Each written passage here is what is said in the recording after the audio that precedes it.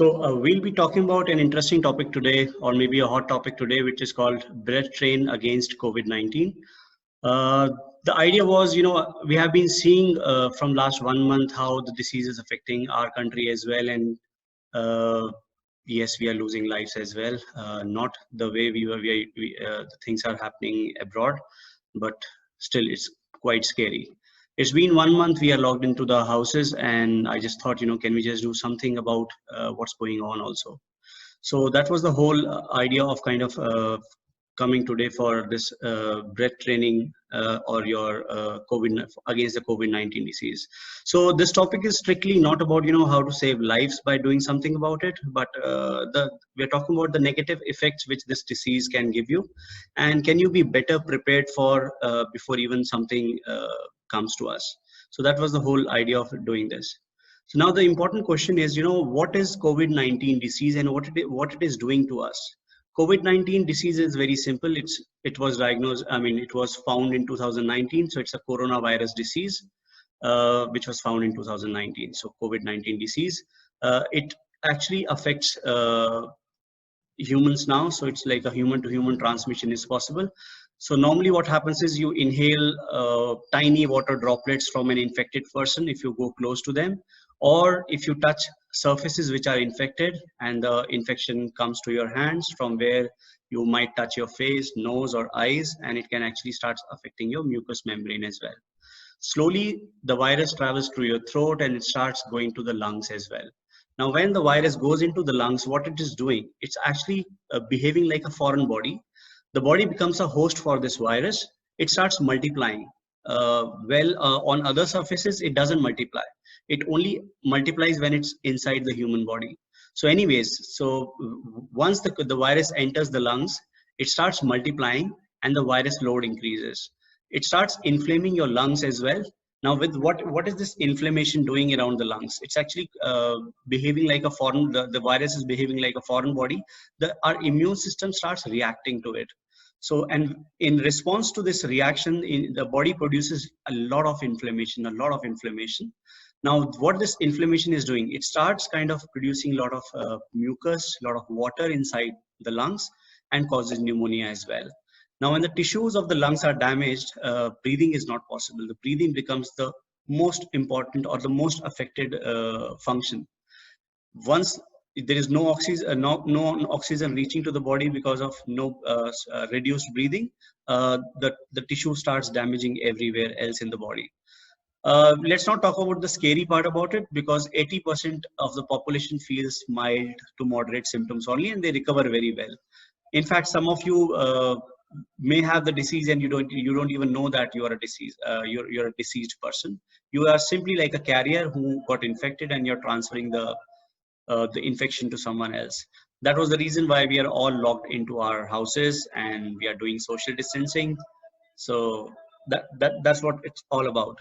Now, when the interesting part about this is, some studies have shown that people who get infected, once they recover out of infection, the lungs function doesn't resume as it was earlier. So there is some sort of lung damage already happening. Now, the point of taking today's session was, can you already train your breathing if by chance a disease happens to your known one or anyone? Can you just kind of prepare yourself what is coming next?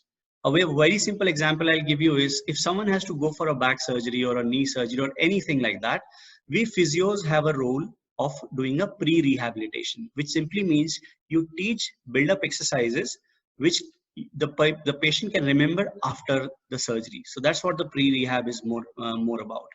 And obviously preserving some function which you're going to lose after the surgery. So similarly, when this coronavirus affects your lungs, the tissues are getting damaged. You need to have a pre-training through which you know what things you can do to kind of make your lungs function again better. So that's what the whole idea of doing all this was. Now, why are we talking about this breathing? Breathing is very important. It's very simple. First, everyone knows, breathing gives us oxygen, right? Second thing, breathing actually helps you fight stress, the stress management, right? Third thing, when a female is in labor, there is enormous pain happening, right? So the breathing is the most important tool when someone is actually undergoing or the delivery part. So it actually diverts your mind from pain as well. So there are multiple benefits which breathing can give you. In back pain cases, I think we can touch this topic later again, but breathing really helps correcting your back pain as well. Okay, so just to give you a little idea about the lungs anatomy, you have like a trachea, which is like a pipe, air pipe going like that. And then you have right and left lungs, which is enclosed in your ribs.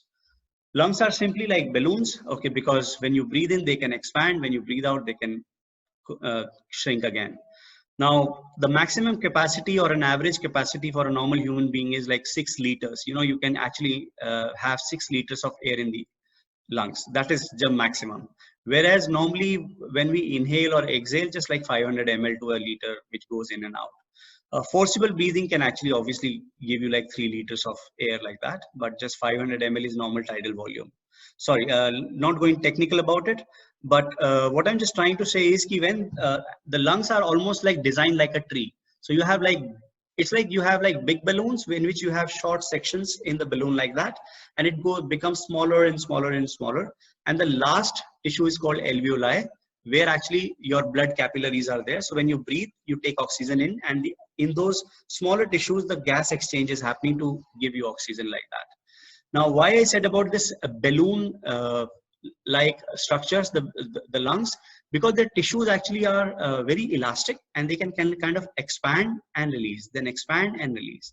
Now, when this inflammation from coronavirus is happening, is what's happening is the immune system is responding. Inflammation, it's producing a lot of inflammation. The tissues are actually getting damaged. So what you're losing is the elasticity of those tissues, which can actually take more air in. So that's what's happening.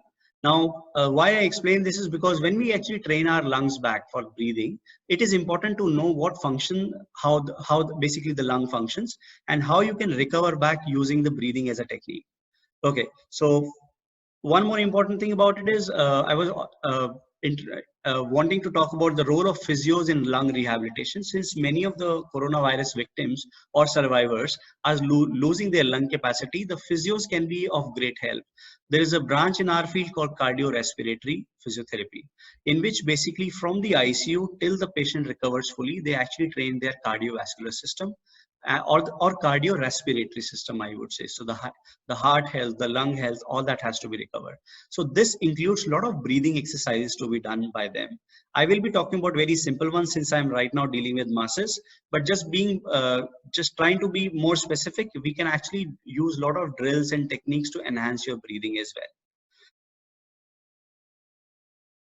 So we were actually talking about 4-7-8 breathing technique, which is mainly for dealing with your stress and anxiety, which can be coronavirus related, or it can be just because of the lockdown and because of your future problems and other stuffs, right? So what we are talking about is how to deal with the anxiety with 4-7-8 breathing technique. You simply have your hand, and you guys can do it with me as well. So you simply, guys, you can have your hand on your chest like that. Take almost 4 counts or 4 seconds to breathe in. Now hold the breath for 7 seconds inside. I'm saying 7 seconds, but whatever is comfortable to you right now. And now take almost 8 seconds to breathe out.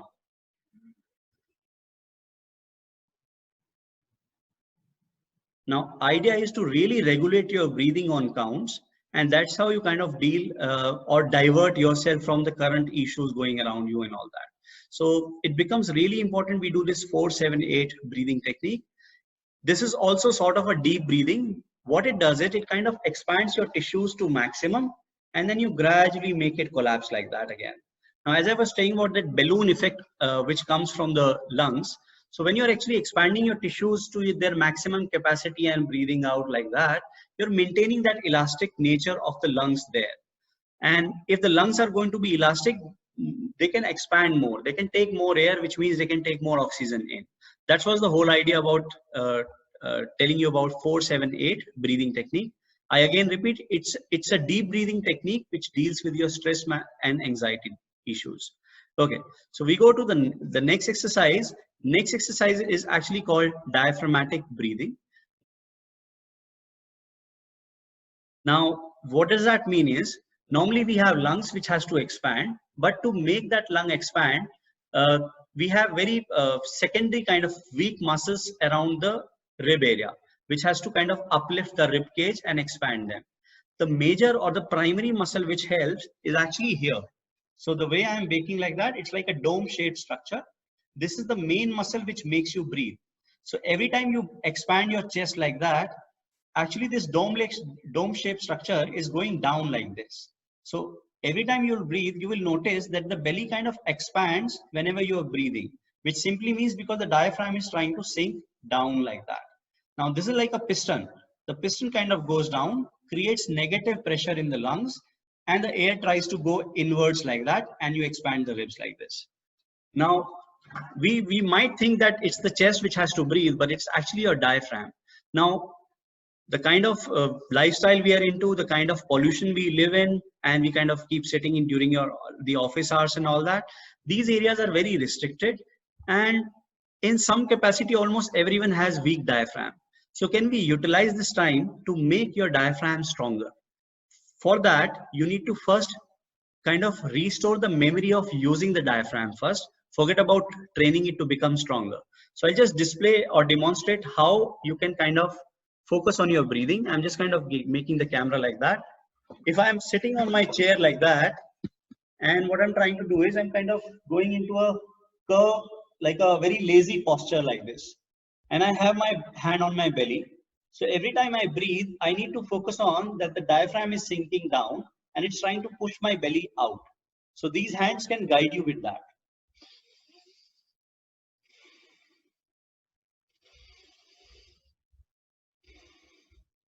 So roughly 10 to 15 repetitions can be practiced. And the focus is, can you kind of, every time you breathe in, can this guy kind of go move up, out and in like that.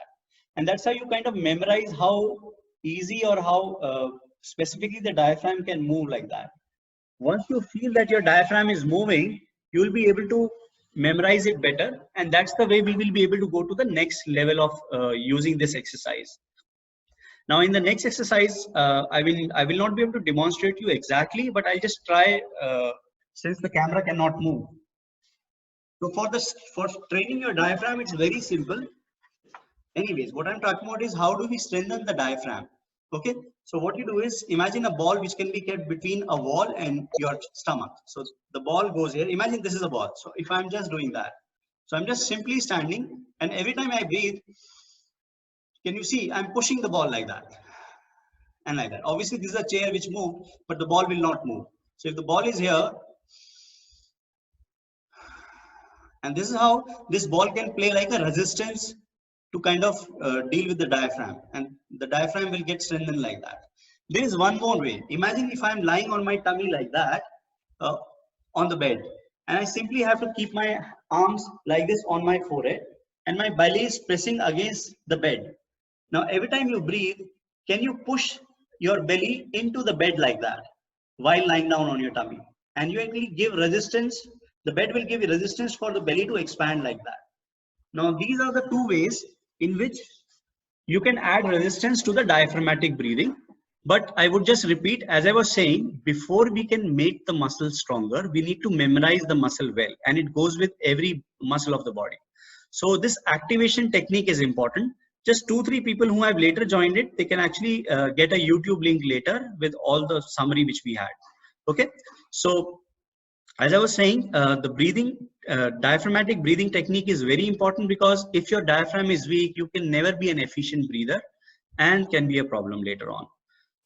The next technique, which is, I mean, when we were in our physio classes and all that, we used to actually learn these techniques, because there we have to study everything and then you divert towards your specialties and all that.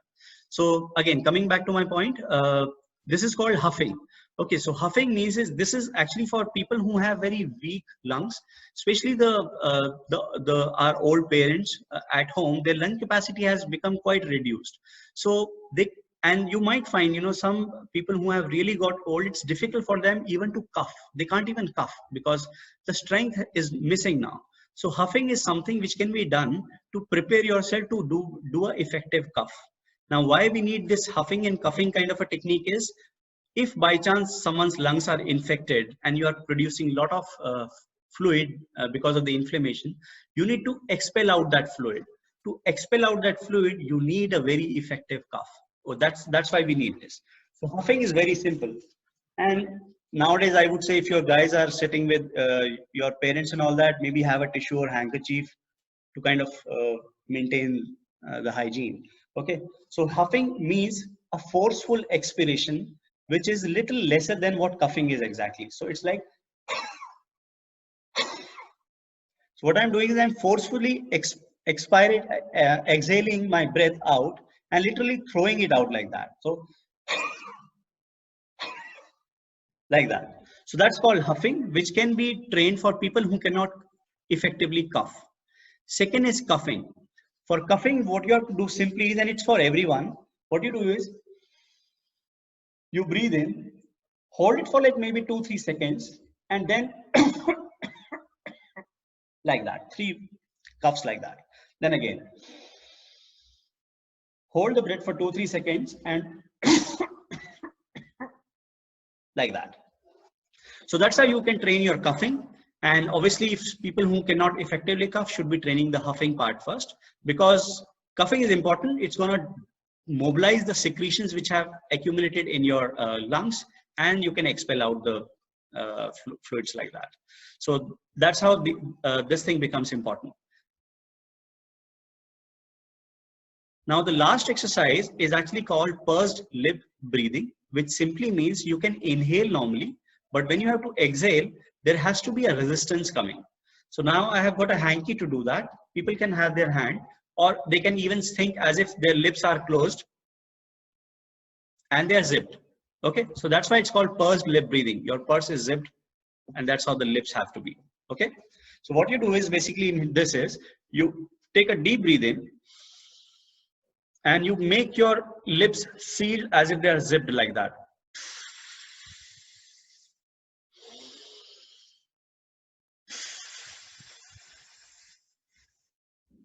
So I'm using my lips effort to resist my breath to come out. Now what it does is it creates the back pressure onto my lungs. So imagine if the lungs are collapsed like that and you want to exhale, and when you exhale with resistance, the pressure of the air goes back and it kind of pops out the lung tissues and expand them like that again. So this is how we can restore the collapsed lung tissues to kind of expand back again. And once as soon as the alveoli or those smaller lung tissues open, the breathing starts normal, the gas exchange starts normal.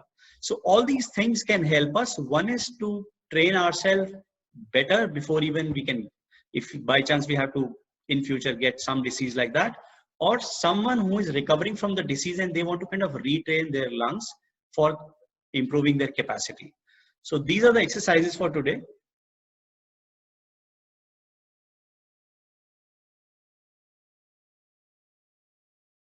Hi Kunal, this is Ashwin here. I've been, you've helped me recuperate during my own injuries at Back to Fitness. Yes, sir. Both Usha and we used to come. So first of all, thank you for doing this. I don't have a question, okay, but because people were waiting to ask, I thought I'll take the opportunity to thank you, because this is very powerful. I really didn't know we could do something like this. Yes, but sir. Just dropped in to say thank you very much, Kunal, for doing this at this time. Thank you, sir. Thank you. Thank you, Kunal.